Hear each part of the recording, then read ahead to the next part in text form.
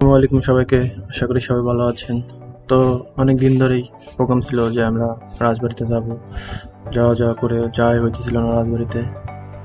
তো এই ট্রিপে আমরা ফ্যামিলির সবাইকে নিয়ে যাচ্ছি রাজবাড়িতে। তো তাদেরকে আমরা আগেই ট্রেনে উঠিয়ে দিয়েছিলাম সকাল 9টা 8-এ। আমাদের ফরিদপুর থেকে একটা ট্রেন ছাড়ে, তো সেটাই উঠিয়ে দিয়েছিলাম। তারা ট্রেনে যাচ্ছে আর আমরা বাইকে যাচ্ছিলাম। দেখতে দেখতে আমরা ঢাকা ফরিদপুর হাইওয়েতে উঠে যাই।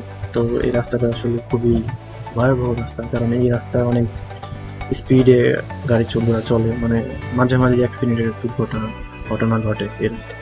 হাইতে ব্রিজ পার হলে এমন একটা মানে সৌন্দর্য দেখা যায়, কারণ হাইতে ব্রিজের পরে রাস্তার দুই পাশ দিয়ে অনেক গাছপালা, মানে অনেক সুন্দর লাগে এই গাছপালাগুলোকে দেখার মতো একটি দৃশ্য। আর এমনিতেই আকাশটা অনেক মেঘলা ছিল আজকে, হয়তো কোথাও বৃষ্টি নামতে ছিল। পরে আমরা রাজবাড়ি দিয়ে দেখি যে রাজবাড়ি একদম পানিতে ডুবে গেছে, এত বৃষ্টি নামছে এখানে।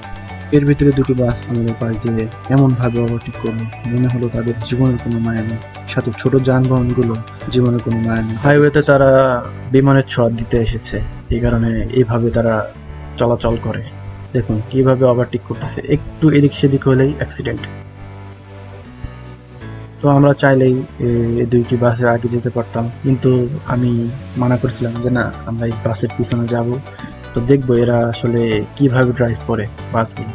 রাস্তাঘাটে তো মাঝামাঝি অ্যাক্সিডেন্টের ঘটনা ঘটে, তো এদের এই বেপরোয়া গাড়ি চালানোর জন্য অ্যাক্সিডেন্ট গুলো ঘটে থাকে। দেখতে দেখতে আমরা গলন্দর মোড়ে চলে আসি। তো এই ছোটবেলা থেকে এই গলন্দর মোড়টা দেখতেছি সেম, এটার কোনো পরিবর্তন হয় নাই। হবে, ভবিষ্যতে হবে কি হবে না এটা বলা যায় না, কিন্তু আমাদের ফরিদপুরে যে রাজবাড়িস্তার মোড়টা, ওইটার সাথে এটা আমার একই মনে আছে।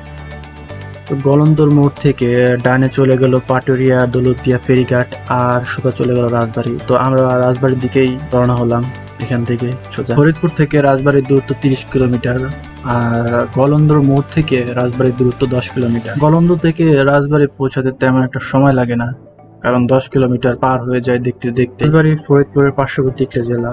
এই জেলা এখন অনেক উন্নয়ন হয়েছে, অনেকদিন পর এই জেলায় আসা, এবং এই জেলায় আসার পরে এই জেলার রাস্তাঘাট মানে অনেক উন্নত হয়েছে, এবং আশেপাশে আপনার অনেক বড় বড় প্রকল্প হয়েছে, অনেক শিল্প প্রতিষ্ঠানও হয়েছে।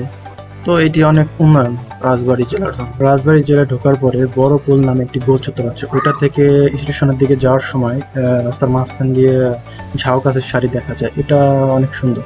দেখতে দেখতে আমরা রাজবাড়ির স্টেশনে চলে আসি। তো এই স্টেশন পরেই রাজবাড়ী জেলার সবচেয়ে বড় বাজার, যে বাজার থেকে রাজবাড়ী জেলার সকল